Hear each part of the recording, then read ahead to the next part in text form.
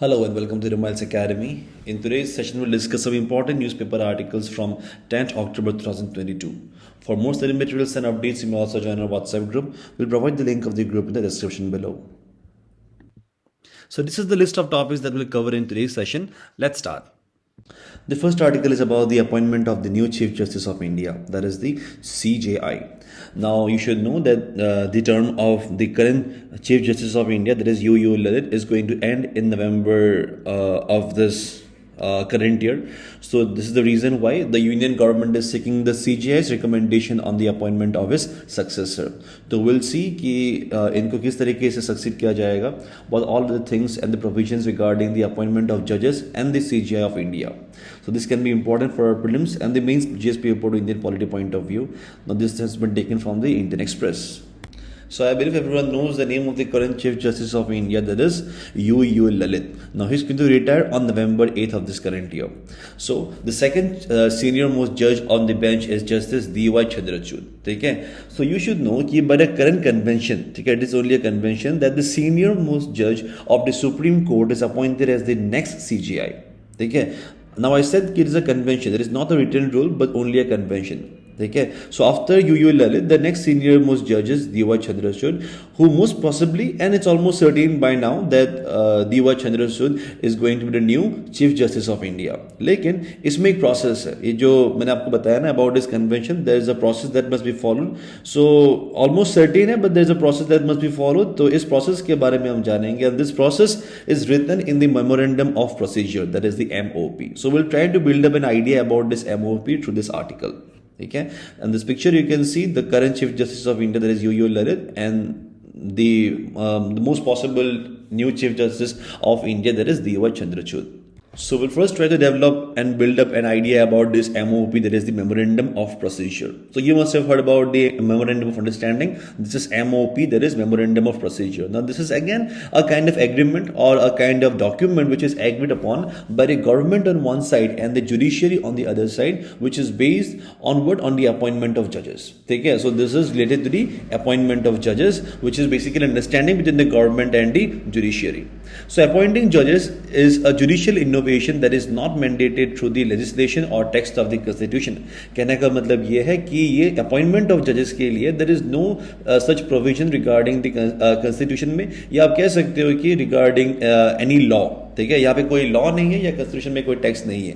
So this memorandum of procedure has evolved as a standard based on 3 decisions of the supreme court. ठीक है, तो ये जो innovation है, ये जो जुडिशियल इनोवेशन है, this is basically an outcome of what? Outcome of 3 cases. ठीक है, outcome of 3 cases in the supreme court which we term as the 3 जजेस केस. ठीक है, द 3 जजेस केस आपने बेसिक पॉलिटी में जरूर पढ़ रखा होगा, which deals with the appointment of जजेस. दैट इज द फर्स्ट जजेस केस, द सेकंड जजेस केस एंड द थर्ड जजेस case. If you have idea about it, don't worry, we'll take up about this about the particular 3 judges case in the upcoming slides. ठीक है, और ये जो तीनों cases है, तो ये तीनों केसेस में आप देखोगे यहाँ पे the first which took place in 1981, the second of 1993 and the third judges case of 1998. और इस third judges case के बाद, देखिए ये 3 judges case के बाद, that is right after the third one in 1999, यहाँ पे क्या आया है? The first the MOP was first drawn, that is the Memorandum of Procedure. So Memorandum of Procedure, as I was saying, it is nothing basically an outcome of the 3 judges case. ठीक है, अब यहाँ पे देखिए ये जो 3 cases है, तो ये जो 3 केसेस है, तो यहाँ से डेवलप हुआ था एक system which is known as a collegium system. Will look कि ये what is this collegium system. तो ये कॉलेजियम सिस्टम निकल के आया था इन 3 केसेस से. ठीक है, जो अभी भी आप कह सकते हो कि in current times also it is applicable. ठीक है, ये कॉलेजियम सिस्टम आज के दिन में भी एप्लीकेबल है इन case of the appointment of जजेस. और यही सारा चीज फ्यूचर रेफरेंस और अपॉइंटमेंट के आप कह सकते हो कि अपॉइंटमेंट के क्लैरिफिकेशन के लिए या क्लैरिटी के लिए फाइनली लिख दी गई थी in the MOP, that is the memorandum of procedure. ठीक है, तो इसी के बेसिस पर आप कह सकते हो कि यहाँ पे देख सकते हैं कि MOP says that union minister of law or justice would at the appropriate time seek the recommendation of the outgoing Chief Justice of India for the appointment of the next CJI. So this is what is written in the MOP. तो MOP के according the Union Minister of Law and Justice would at the appropriate time. अब देखिए जो appropriate time है यहाँ पे कोई ऐसा mention time नहीं है, ठीक है, but according to convention again, तो convention से follow होता है कि before a month, ठीक है. So basically ये जो process है it begins a month before the date of retirement of the incumbent CJI. तो current CJI that is UU Lalit is going to retire on 8th of November. तो इसीलिए एक महीने पहले ही this process has been started by the Union government, that is by the Union Minister of Law. तो आपको पता होगा कि current Union Minister of Law is Kiren Rijiju. So according to this MOP, so Kiren Rijiju ji will ask basically जो current UU Lalit है that is CJI. So current CJI UU Lalit को he would be asking for recommendation, and most probably or most certainly till now it is almost certain that he will recommend the name of DY Chandrachud. तो DY Chandrachud जो है तो he will become the next CJI, ठीक है. तो जो कि next CJI रहेंगे till November 2024. November 2024 because it is the date of his retirement. So you should know that the Supreme Court judges they retire at the age of 65. So in November 2024 he will attain the age of 65 when DY Chandrachud will be termed as retired, ठीक है. और यहाँ पे अब अगर देखते हो कि सीनियरिटी में जो यहाँ पे मैं आपको बता रहा था कि अबाउट दी सीनियर मोस्ट जज को यहाँ पे रिकमेंड किया जाता है the name of the senior most जज. तो सीनियर मोस्ट जज यू शुड नो कि it is not the seniority जो it is not based on the age of the जज but it is on the basis of his years of experience as a जज, ठीक है. ऐसा नहीं कि अगर किसी का एज ज्यादा है then he will be termed as more senior, ऐसा नहीं होता है. The senior most is the one who has got the maximum years of experience of in the case of the जज, ठीक है. तो जिनका एज अ जज एक्सपीरियंस ज्यादा होता है उनको कहा जाएगा एज अ सीनियर मोस्ट जज, ठीक है. So you'll find mention about the appointment of the Supreme Court judge and the High Court in the Constitution in Article 124 and Article 217. So Article 124 basically deals with the appointment of the Chief Justice and the judges of the Supreme Court, and Article 217 on the other hand it deals with the appointment of judges of the High Court. तो यहाँ पे आप देख सकते हैं कि ये जो Article 124 है it states that every judge of the Supreme Court shall be appointed by the President, ठीक है. तो आपको पूछा जाएगा कि who appoints the judge of the Supreme Court. So he basically is appointed by the President by warrant under his hand and seal after consultation with the Chief Justice of India. तो यहाँ पे consult किससे करना पड़ता है? Chief Justice of India से करना पड़ता है and other judges he may deem fit. And in the case of the appointment of the High Court judges, Article 217 ये कहता है कि in the same case यहाँ पे जैसे president appoint कर रहे थे, so the judge of the High Court is also appointed by the president only, ठीक है, by warrant under his hand and seal after consultation with the Chief Justice of India. अब कहानी देखिए यहाँ पे हो जाता है थोड़ा गड़बड़ कि ये जो consultation word है ना, now this consultation word it creates some kind of ambiguity, ठीक है, बिकॉज जो टर्म ये थोड़ा एम्बिगुअस है. अब एम्बिगुइटी इसीलिए है कि सीजीआई ने जो कहा है अब क्या ये प्रेसिडेंट को मानना ही मानना है, ठीक है, क्या ये मानना ही पड़ता है या इसे नहीं मानने से भी हो जाता है, ठीक है. तो इसी के बेसिस पर या आप कह सकते हो कि इसी एम्बिगुइटी के बेसिस पर यहां पे आ जाता है तीन जजेस case, that is the first जजेस case, second and the third one, ठीक है. अब आप देखोगे कि जो फर्स्ट जजेस केस है यहां पे बताया गया था कि कंसल्टेशन जो है with the CGI in the matter of appointment does not mean concurrence. इसका मीनिंग ये है कि सीजीआई का जो ओपिनियन है या जो व्यू है now that is not mandatorily be followed by the by आप कह सकते हो कि बाय द प्रेसिडेंट. तो प्रेसिडेंट को यहां पे जो भी एडवाइस आता है बाय द सीजीआई ये अगर आप नहीं भी मानोगे तब भी चलेगा, that is it does not mean concurrence, ठीक है. इट इज मेयर कंसल्टेशन है, बस कंसल्ट कर लिया तो काफी है, मानना नहीं मानना this is the opinion of the president himself. Second में लेकिन यहां पे जो फर्स्ट जजेस केस था अब उसी केस का जो जजमेंट था उसी को रिवर्ट करके यहां पे आता है सेकंड जजेस केस इन द ईयर 1993, जहां पे ये बताया जाता है कि कंसल्टेशन रियली मेंट कंकरेंस, मतलब यहां पे सीजीआई जो रेकमेंड करेगा वो बात प्रेसिडेंट को मानना ही पड़ेगा. लेकिन ये जो सेकंड केस है इसमें लाया जाता है कॉलेजियम सिस्टम, ठीक है. तो ये सेकंड केस में बस ये कॉलेजियम सिस्टम को इंट्रोड्यूस करा दिया जाता है, तो जिसमें कि सीजीआई अकेले अपना ओपिनियन नहीं देंगे, ठीक है, कॉलेजियम सिस्टम में क्या होता है, वो एक कॉलेजियम फॉर्म करेंगे और उनके साथ कंसल्ट करेंगे। आप कह सकते हो कि अपना जो भी सारा मतलब यहाँ पे एक he would have to basically form a kind of collegium जहां पे वो रहेंगे सीजे प्लस यहाँ पे उनके जो कोलिग्स है तो कोलिग्स भी रहेंगे यहाँ पे, ठीक है। और उनके कोलिग्स के साथ रेकमेंड करने के बाद he would be forwarding his recommendation to the president, जो कि उनको मानना ही पड़ेगा अकॉर्डिंग टू द सेकंड जजेस केस, ठीक है। एंड इन द थर्ड जजेस केस देखिए प्रेसिडेंट ने यहां पर रेफरेंस मांगा था from the supreme court. You should know that under article 143 you should know that the president can seek advice from the supreme court, ठीक है। तो इसी केस में इन द थर्ड जजेस केस ऑफ 1998 यहाँ पे जो कॉलेजियम सिस्टम है इसे और थोड़ा क्लैरिटी यहाँ पे लाने के लिए यहाँ पे जो कॉलेजियम है इसे बना दिया गया था एक 5 मेंबर बॉडी। तो इस 5 member body in the case of supreme court में कौन कौन रहेगा, यहाँ पे regarding the appointment of the जज ऑफ द सुप्रीम कोर्ट यहाँ पे रहेगा CGI of the supreme court obviously and 4 of his senior most colleagues in case of the supreme court. और अगर बात आता है यहाँ पे अपॉइंटमेंट ऑफ द जजेस इन द हाई कोर्ट तो वहां पे रहेगा 3 मेंबर्स का एक बॉडी जहां पे सीजीआई रहेगा and 2 of his senior most colleagues in the case of the high court, ठीक है। तो हाई कोर्ट के केस में the collegium would be a 3 member body and the case of the supreme court it would the collegium would be of a 5 member body.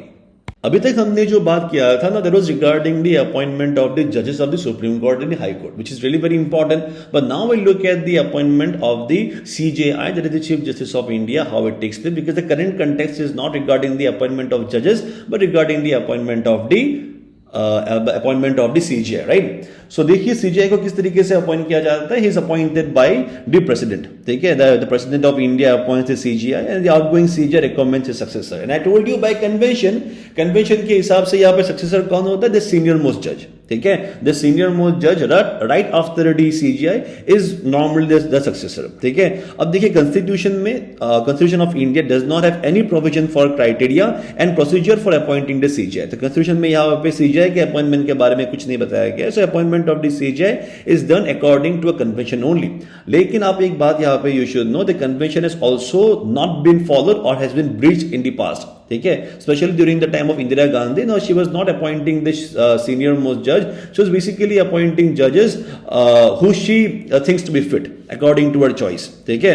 तो यहां पे देखिए अब ये जो चीज है सीनियर मोस्ट जज जो है, नाउ दिस वाज रीइटरेटेड और made serious in the second जजेस केस में, ठीक है। तो सेकंड जजेस केस में डायरेक्टली एंड क्लियरली बताया गया है कि अपॉइंटमेंट जो होगा of the CGI would be of the senior most जज of the supreme court only, ठीक है।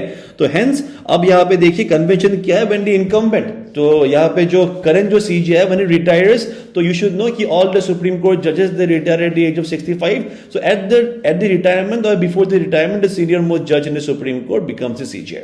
तो कन्वेंशन यही है कि जो आउटगोइंग सीजीआई है he would recommend the name of the current of the senior most जज to become the next CGI.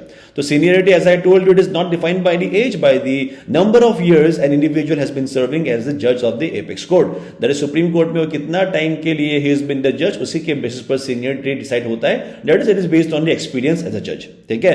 The convention of appointing senior most जज as CGI was made a procedure in the second जजेस case of 1993। इसके पहले the things the आप कह सकते हो the events were quite ambiguous, but second जजेस case के बाद लेकिन it was quite strict, it was made a convention और you can say it was made a procedure to appoint the senior most जज एज द नेक्स्ट सीजीआई।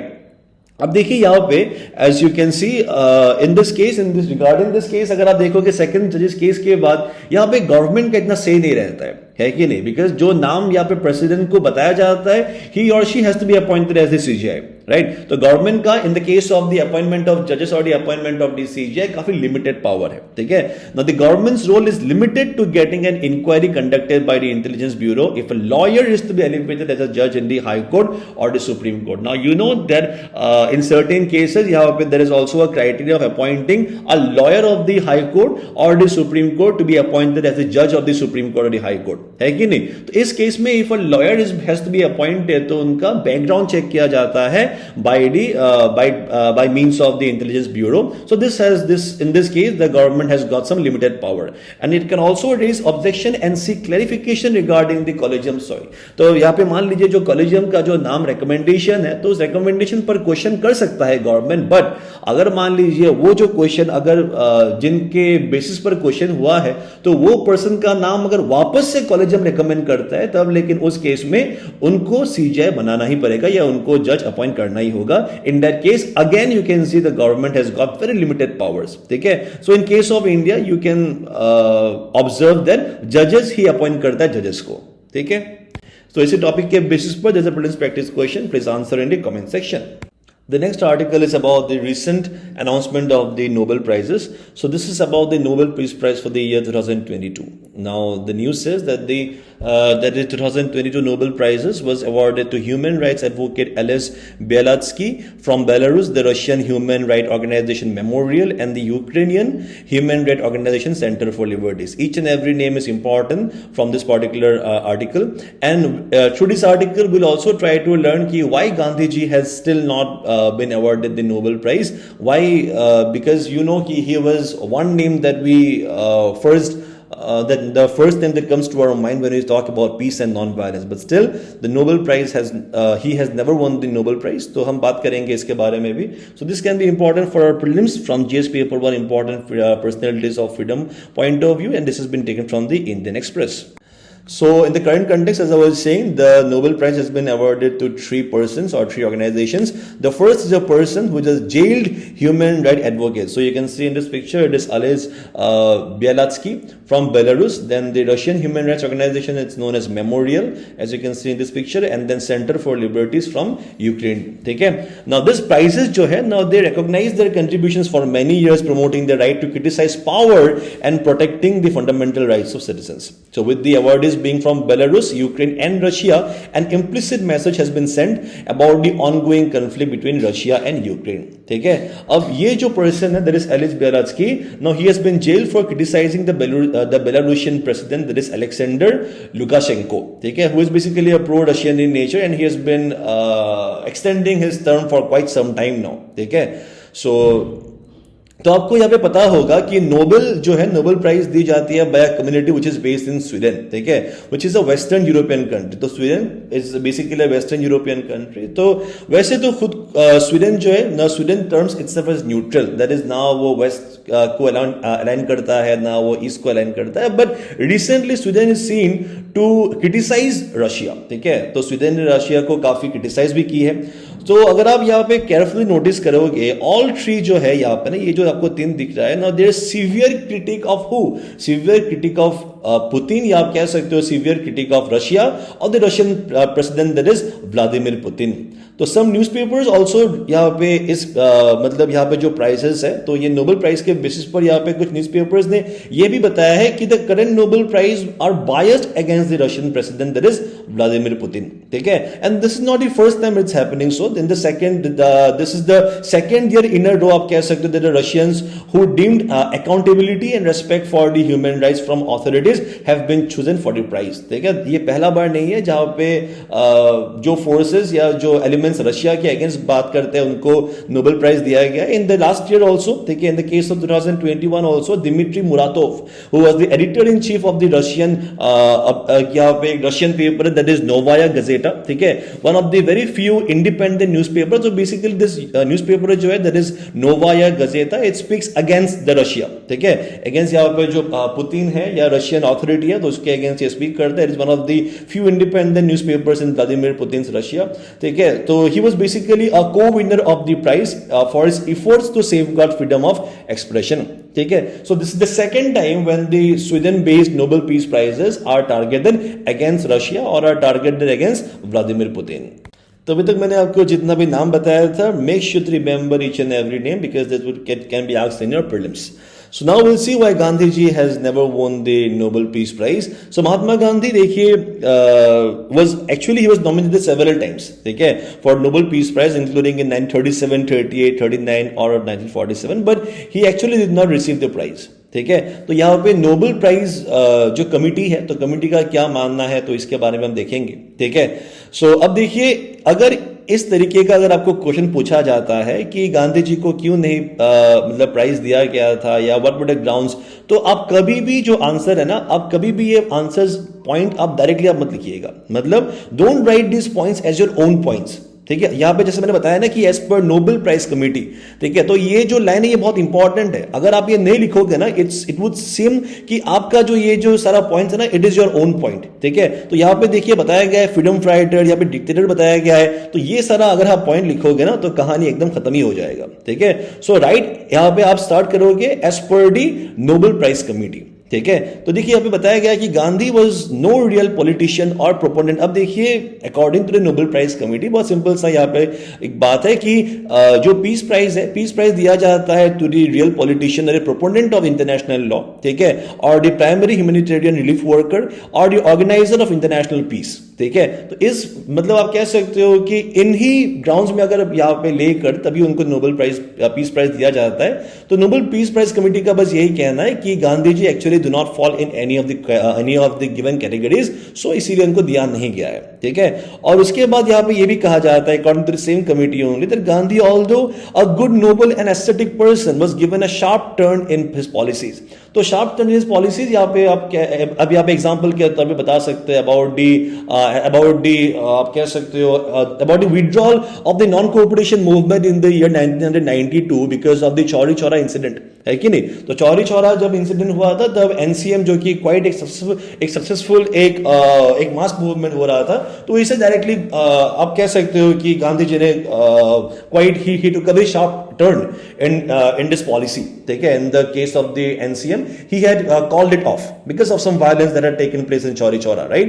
उसके बाद यहाँ पे बताया जाता है कि which made him both a freedom fighter and dictator, an idealist and a nationalist, ठीक है। तो बेसिकली देखिए कुछ ग्राउंड पे जो कमिटी है उनको क्रिटिसाइज करता है। For example the quit India movement में जो स्लोगन हमने यूज किया था, दैट इज डू और डाई। तो डू और डाई अब देखिए एक ऐसा एक स्लोगन है which was seen as many as inciting violence, ठीक है, करो या मरो। तो this is kind of like inciting violence, but we know he never used to promote violence, but ये सब आप कह सकते हो कि these were some of the excuses that were propounded by the Nobel Prize Committee। और उसके बाद आप देखोगे the same committee only उनको बताया जाता है कि इस आइडियाज जो है they were not universal in nature because उनका जो स्ट्रगल था it was limited to Indians only। तो जब भी वो यहाँ पे साउथ अफ्रीका में भी जब वो whenever he was struggling or whenever he was speaking on behalf of the Indians, he actually was not speaking on behalf of the blacks, ठीक है। उसके बाद ये भी कहा जाता है कि अब देखिए नोबेल पीस प्राइज जो भी विनर होते हैं ना उनको एक यहाँ पे प्राइज मनी भी दिया जाता है। तो because Gandhi ji did not belong to any organisation, तो ये सब बस आप कह सकते हो कि this are only mere excuses है। बिकॉज कहा जाता है कि क्योंकि वो कोई ऑर्गेनाइजेशन को बिलोंग नहीं करते हैं तो हम पैसा किसको देंगे, ठीक है। तो ये सब इतना इंपॉर्टेंट बात है नहीं, but this thing you will be able to write as part of the view from the Nobel prize committee, ठीक है।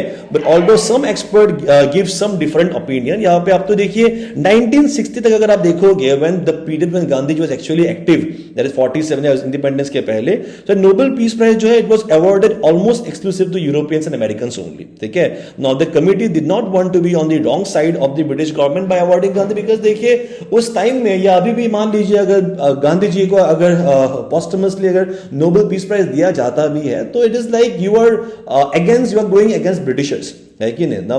Sweden because being a western European country, so obvious बात है कि it would not take a stand against the Britishers because by acknowledging Gandhi ji would also acknowledge the wrong doings of the Britishers, ठीक है। तो this is the reasons why they have not yet considered giving the या awarding the Nobel peace prize to Gandhi ji. The UN has declared the 2nd October as the International Day of Non-Violence. Now these are certain recognitions of Gandhi ji which are actually taking place on the international level, which are important, right? The next article is about the North-East Council. So I have taken this piece of article from the Arunachal Times because it is about the North-East Council plenary. Now plenary means a meeting or a session which is attended by all participants at a conference or assembly. Now this 70th plenary of the North-East Council Arunachal which is taking place in Guwahati. तो यहाँ पे Arunachal Pradesh Governor B.D. Mishra has highlighted the challenges before the state government. तो इसी के बारे में हम बात करेंगे, what are the challenges that he feels are necessary to be highlighted, and this can be important for prelims. We will learn about the North-East Council, which can be important for GS paper to Indian polity point of view, and this has been taken from the Arunachal Times. So this you can see, this is the Northeast Council, which was actually taken place in Guwahati. तो देखिए Arunachal Pradesh governor had represented Arunachal, that is Bidin Mishra. So on Sunday highlighted the challenges before the state government and suggested a way forward in implementation of welfare measures and projects. ठीक है. So he was addressing the 70th plenary. This is the 70th plenary, 70th assembly है of the NEC in Assam. The governor emphasized that the NEC must keep its guidelines adaptable enough to adapt to the changing needs of the region. So basically he is suggesting that the council should be dynamic in nature so that it can adapt to the changing requirements and the changing needs of the time. So important sectors like sports, water resources and flood management should receive adequate attention, in addition to sectors like power, roads, school, education, etc. Okay? While allocating the resources, due consideration should also be given to expanse of the state's geographical area. Now you should know that Arunachal is the largest northeastern state. तो इसी के expanse के भी focus करने के लिए कहा गया, its remoteness and the present status of the development as well. So about the Northeast Council के बारे में थोड़ा जान लेते हैं. Now this body, it had come to existence by a parliamentary act which is called the Northeast Council Act of 1971. Now because this body was formed through an act, तो इसीलिए it becomes what? It becomes a statutory body. तो statutory body are those which are formed on the basis of some act. So, and this body was formed to act as an advisory body for socio-economic and balanced development of the northeastern areas. Now, because northeastern region माना जाता है कि ये mainland से दूर है और ये बस connect होता है एक small chicken corridor से, तो this region is believed to be और आपको पता ही होगा कि this region is backward in nature. ठीक है. अब आप अगर बात करोगे about transportation, communication, about the infrastructure, ठीक है, या whatever sector you take in, northeast region is seem to be a little backward than the other parts of India. तो इसीलिए this body has been formed as an advisory body कि किस तरीके से इस रीजन में socio economic and balance development लाया जा सके. Now this council started its functioning in 1972. ये नहीं पूछेगा आपको, but this act is important, 1971. So NEC members, यहाँ पे the governors and the chief minister. So इसीलिए because the governor of Arunachal Pradesh is a member of NEC, this is the reason why he is participating or he is taking part in the NEC Council of Guwahati of the current year. So the governor and chief minister of the 8 states including Sikkim. तो देखिए सिक्किम अगर आप देखो कि it is geographically not a part of Northeast India, but because of its जो भी यहाँ पे similarities and a cultural similarity, and because it is also a little backward in nature, तो इसीलिए इसे माना जाता है like one brother of the 7 sisters. So Sikkim is also part of the NEC only. So the governor and the chief minister of the 8 states including Sikkim, the chairman and the 3 members who are nominated by the country's president. तो country के president यहाँ पे nominate करते हैं chairman and 3 members. ठीक है. ये जो NEC है, now this NEC Act has been amended in the year 2002. ठीक है. अब यहाँ पे ऐड करके यहाँ पे सिक्किम को ऐड किया गया था. 2002 से पहले Sikkim was not a part of the NEC. 2002 के बाद अमेंडमेंट के बाद, ठीक है. और यहाँ पे कुछ तरीके का यहाँ पे रिस्ट्रक्चरिंग भी किया गया है. It as the regional planning body of the north eastern region. ठीक है. So you should know after this amendment the Union Home Minister जो है, he is the ex officio chairman of the Northeastern Council. That is Union Home Minister यहाँ पे जो भी रहेगा at the cabinet, at the union level, he will by default become the chairman of the Northeastern Council. ठीक है. And the minister of the state who holds an independent charge of the Ministry of Donor, that is development of the Northeastern region. तो ये आप कह सकते हो कि जो मिनिस्ट्री है, अब ये Ministry of Donor के जो Minister of State है, now he will serve as the vice chairman of the NEC. ठीक है. He will serve as the vice chairman of the NEC by default. So NEC over the last 35 years has been much influential in creating new economic endeavors in the northeastern part of India. Its activities are aimed at removing the major hurdles that stood in the way of the development. जितना भी सारा challenges है, bottlenecks है, उन सबको मिटाने के लिए, उन सबको recognize करने के लिए. For example, इस बार अमित शाह जी ने बात किया है, there is the Home Minister who is the chairman of the Northeast Council. Now this time he has spoken about the drug menace of Northeast. किस तरीके से drug has acted as a challenge to the development of the region. ठीक है.